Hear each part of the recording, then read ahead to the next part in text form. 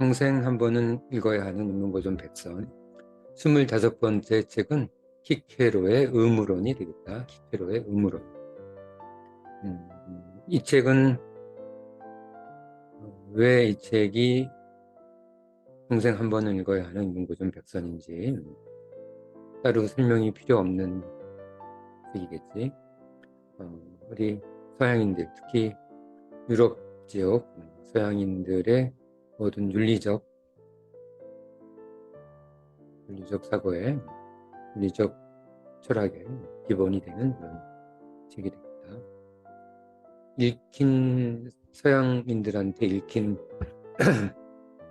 패스에 있어서도 성경 다음으로 가장 영향을 끼쳤던 그런 유명한 책이지. 이게 2500년 가까이 우리 인류의 역사 속에 남아있는 것은 다 이유가 있는. 어떤 이유로 키케로의 의무론이 평생 한 번은 읽어야 하는 인문고전 백선인지 내용을 보면서 확인해 보자.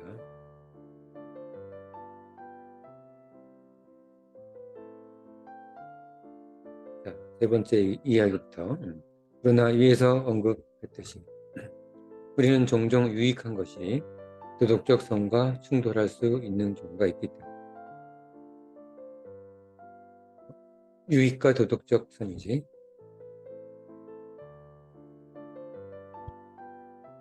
도덕적 선을 추구하면 손해를 보는 일이 있을 때 유익과 도덕적 선이 상충한다고 한다.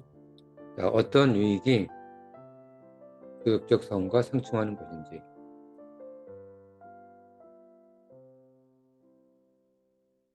그리고 또한 함께 결합할 수 있는 것에 대해서 신중하게 고려해야 한다. 도덕적 선과 이익이 상충하지 않는 것, 그리고 함께 결합할 수 있는 것, 그리고 도덕적 선과 이익이 상충하는 것에 대해서 알아보도록 하자. 다음에 얘는 비슷한 문제를 다룬 이야기입니다. 이 키케로의 의무론이 많이 익힐 수 있었던 이유는 철학적 책임에도 불구하고 예를 통해서 사람들한테 이야기하고 있어서 사람들이 많이 읽은 책이지. 예를 들어 한 상인이 알렉산드리아로부터 많은 곡물을 적재하고 로데스 섬에 왔다고 해보자. 키케로의 유명한 이야기다. 로데스 섬 이야기. 이 섬은 최고 곡물 부족으로 인해 곡물 가격이 급등하여 굶주림에 괴로워하고 있다. 상황 설명이다. 그리고 이 상인은 다른 많은 곡물 상인들 또한 자신보다 늦었지만 이곳 곡물 부족 이야기를 듣고 곡물로 가득 찬 배를 타고 싣고 알렉산드리아를 떠나 로데스 섬으로 향하고 있다는 사실 또한 알고 있다고 가정해보자.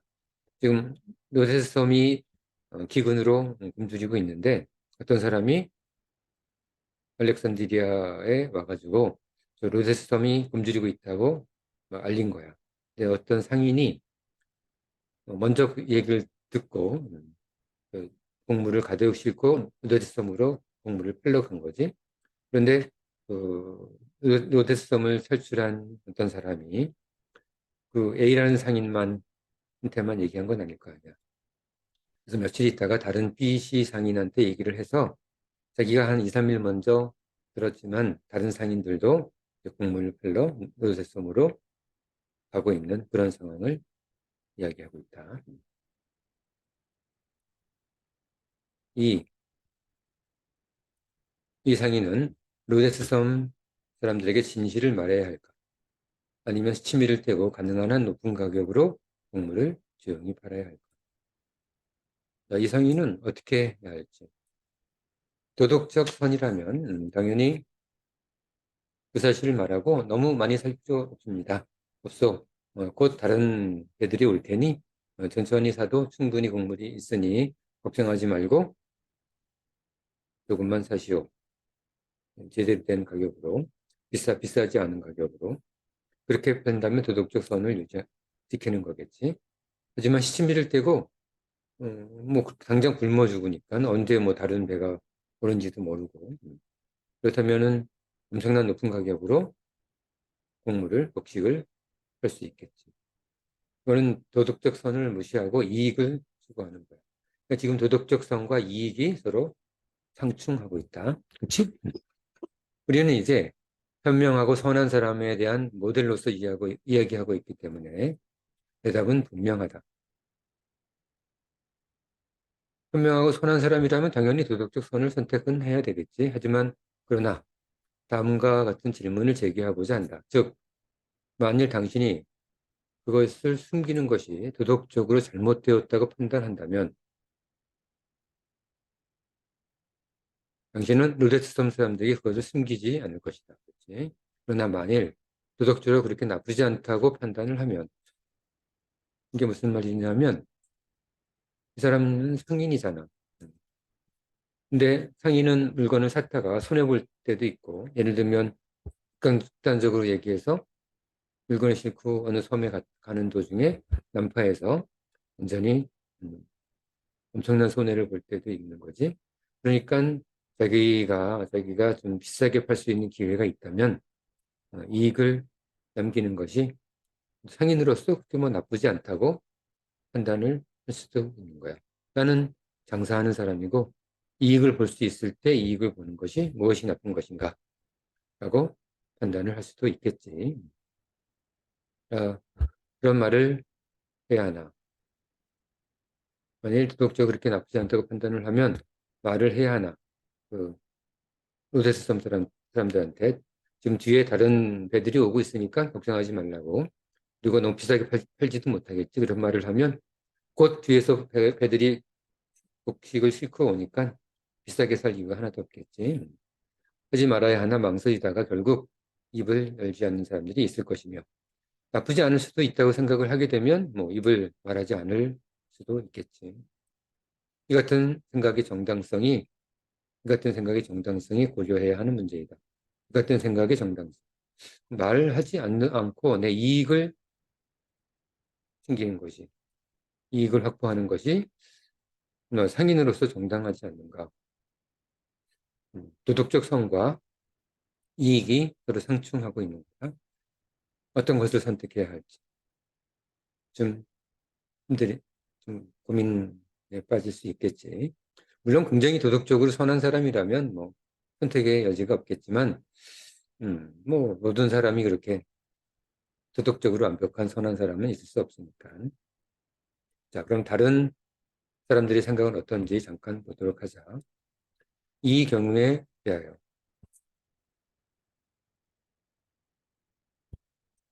바빌로니아의 위대한 스토아 철학자인 현인 디오게네스가 매우 날카로운 판단력을 가진 그의 제자인 안티파테르는 서로 의견이 맞지 않았다. 자, 그 다음에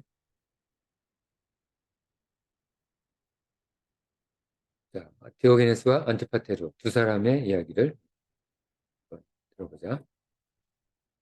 안티파테르에 따르면 구매자에게 판매자는 자신이 알고 있는 정보를 알 수 있도록 제품에 대한 모든 사실을 공개해야 한다는 것이다. 안티파테르에 따르면 제자의 이야기다. 반면 디오게네스에 따르면 판매자는 민법에 규정되어 있는 것에 대해서만 제품의 결함을 이야기하면 된다는 주장이다. 굳이 얘기할 필요 없다는 거예요. 법으로 규정되어 있지 않으니까. 그러나 그 외에는 그는 물건을 파는 상인이므로 아까 잠깐 얘기했던 것처럼 뭐 장사꾼이 돈 벌면 되지. 사기를 치지 않는 한 최대한 이유를 많이 남기고 팔 수 있다는 것이다. 절대로 잘못된 것이 아니다. 디오게네스와 같은 생각의 상인은 다음과 같이 말할 것이다.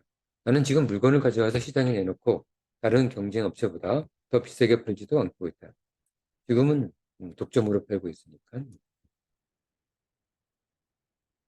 어떤 때는 시장에 너무 많은 물건이 있어 사온 가격보다 훨씬 더 싸게 팔아야 할 경우도 있을 것이다. 누구에게 무슨 잘못이 있겠는가? 아까 잠깐 얘기했던 거지. 손해보고 팔 때도 있으니 엄청난 손해보고 팔 때도 있으니 비싸게 팔 때도 있는 것 아닌가? 손해보고 팔 때 누군가 그것을 보상해 주는 것도 아니잖아. 그러니까 비싸게 팔 때 비싸게 파는 것도 문제될 것 없다. 자, 이와 관련해서 안티파테르는 다른 견해를 주장했다. 제자들이 제자. 무슨 그런 말씀을 하십니까? 사람은 다른 사람들을 돌보고 인간 사회에 기여할 의무가 있습니다. 자, 의무론에 대한 이야기다. 또한 사람은 자연의 법칙에 따라 이 세상에 태어났으며 따라야 할 자연의 원칙을 가지고 있습니다. 따라서 한 사람의 유익함은 다른 지역 사회 공동체의 유익이며 공동체의 유익은 한 사람의 유익임에 틀림없습니다. 타인의 유익을 위해서 사는 것이 우리가 지켜야 할 의무라고 얘기하고 있다. 그런데 선생님은 지역사회 구성원들에게 유익한 정보, 즉 풍부한 곡물을 싣고 배들이 오고 있다는 사실을 알리지 않겠다는 말이십니까? 이 사실을 알리면 자신의 이익을 포기해야 되는 거지. 디오게네스는 아마도 다음과 같이 대답할 것이다. 숨기는 것과 단지 침묵하는 것은 다른 이야기네. 어떤 의도를 가지고 사기를 치는 것은 아니라는 거지. 내가 미래 저렴한 가격에 대한 정보보다 더 가치 있다고 생각되는 최고의 진리인 존재와 신의 본질에 대해 지금 자네에게 말하지 않았다고 내가 그것을 숨기는 것은 아니네. 누군가에게 말하는 것이 유익하기 때문에 모든 것을 말할 의무는 없는 것이지. 그렇지? 굉장한 철학적 진리. 그것을 알려주는 것이 엄청 유익한데 내가 그걸 알려줘야 될 의무는 없습니다. 그걸 알려주지 않았다고 해서 그것에 대해서 비난하거나 그래서는 안 된다는 거지. 안티파텔은 이렇게 반박할 것이다. 그렇습니다. 하지만 사람들 사이에는 삶에 의해 맺어진 혈적 유대가 있다는 것을 정말로 기억하신다면 말할 필요가 있음을 선생님도 인정할 것이 틀림없습니다. 그리고 의무론이지. 도덕적 선. 도덕적 선을 생각한다면 말해야 한다. 디오게네스는 이에 대해 다음과 같이 자신의 의견을 답할 것이다. 이 책은 히케로가 자신의 아들에게 준 편지다. 그러니까 자기 아들에게 세상을 살아가는데 이렇게 살아가라 하고 아들에게 쓴 편지를 모아놓은 책이야. 디오게네스는 이에 대해 다음과 같이 자신의 의견을 답할 것이다. 그래서 어투가 이렇게 되는 것이지. 자신의 아들에게 준 책. 물론 나는 그런 것을 잃어버리진 않았지만 각 사회는 각자에게 자신의 개인 재산이 전혀 없는 그런 사회여야 한단 말인가? 자신의 이익을 추구하지 않고 그냥 이렇게 살아간다면 개인 재산이 전혀 없는 이익이 없는 그런 사회라면 이익을 남기고 아무것도 팔 수 없고 그렇게 공공의 이익만 생각하고 도덕적 선만 생각한다면 이익을 남기고 아무것도 팔 수 없고 뭐든지 무료로 줘야 아무것도 남기지 않고 줘야 할 것이다. 자, 이게 지금 디오게네스의 생각이다. 그럴듯하지? 디오게네스의 주장도 그럴듯하고 그 제자의 안티파테르 그 제자의 생각도 훌륭하지. 자, 내가 알게 된 것처럼 여기서 너는 자기 아들이지. 이 논쟁 전체에서 이들 중 어느 누구도 도덕적으로 선하지는 않지만 그것이 이익이 되기 때문에 그렇게 하겠다는 말은 말하지 않는다. 도덕적으로 선하지 않은 건 아니야. 어떤 경우에도. 예? 말하지 않고 비싼 값을 걸고 파는 것도 도덕적으로 악하지 않다고 그렇게 하는 것이 뭐 장사하는 사람이 그 정도 이익을 가질 수 있지라는 생각인 거야. 또 한쪽에서는 단지 이익이 크다고 도덕적이 아니라고 할 수 없다는 주장을 하고, 다른 한쪽에서는 그렇지, 이게 디오게네스의 생각이지. 다른 쪽에서는 도덕적으로 옳지 않은 것을 해서는 안 된다. 제자의 생각이지. 제자의 생각. 제자의 생각은 안 된다. 그 스승 디오게네스의 생각은 뭐 어떠냐. 그게 장사가 어떨 때 이익을 볼 수도 있지. 그런 생각인 거다. 자, 여기서 우리는 생각을 해봐야 되겠지. 여러분들은 어떤 걸 선택할까? 근데 여기서 어, 숨겨진 한 가지 통찰이 있다. 통찰이 있어. 이 A란 상인, 자기가 먼저 도착했던 상인이 어, 입을 다물고 비싼 가격, 3배, 4배 되는 가격에 곡물을 팔았다고 하자. 그러면 며칠 있다가 뒤에 다른 상인들이 도착할 거야. 그러면 그 로데스섬 사람들은 어떤 생각을 할까? 음, 물론 자신의 필요에 의해서 사긴 샀지만 A라는 상인에 대해서 굉장히 좋지 않은 감정을 가지겠지. 사기꾼이다. 자기네들한테 자기네들이 비싸게 사지 않아도 될 것을 비싸게 판 아주 악덕 상인으로 낙인 찍히게 될 거야. 그러면 그 A라는 상인은 그 로데스섬 그 며칠 동안 엄청난 이익을 보고 그를 잠시 축적할 수 있겠지만 다음번에 로데스섬에서 장사를 할 수 있을까 없을까? 로데스섬 사람들은 그 A라는 상인의 물건을 안 사줄 거야. 그뿐만 아니라 로데스섬 사람들이 육지로 가게 됐을 때 그들은 소문을 낼 거야. A라는 상인의 그 악덕한 그 기만술, 사기술에 대해서 부도덕한 비도덕적 행동에 대해서 소문을 낼 거고 그 A라는 상인은 뭐 잠시 돈을 벌었겠지만 오래지 않아서 문을 닫아야 될 거야.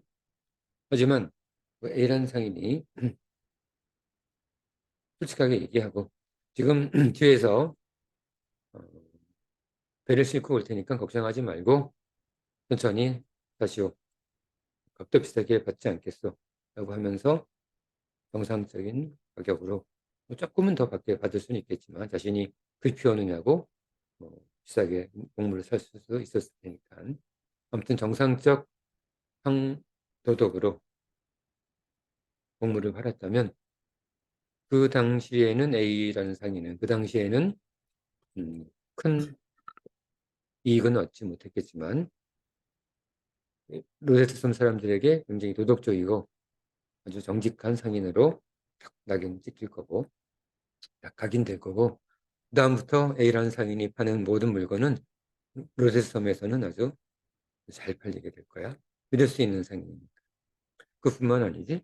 아까 반대로 육지로 가서 A라는 상인이 얼마나 도덕적인지 얼마나 정직한지를 소문낼 것이고 A라는 상인은 잠시 그 로데스 섬에서 잠시 이익은 못 받겠지만 아마 몇 대에 걸쳐 수백 년 동안 명문 상인으로서 계속 발전해 나갈 수 있을 거예요. 그러니까 도덕적 선과 이익이 상충되는 것이 아니라 장기적으로 봤을 때는 도덕적 선이 오히려 이익을 가져올 수 있을 것이다. 무슨 말인지 알겠지? 이 키케로는 정확하게 그렇게 얘기는 하진 않았지만 선생님이 보기에는 그런 얘기를 하고 싶었던 거야. 도덕적 선과 이익이 결코 상충하는 것이 아니다. 도덕적 선을 추구하다 보면 이익도 함께 얻을 수 있을 것이다 라고 이야기하고 있다. 현대사회에서는 그렇게 하지 않고 있죠. 자, 또 다른 예.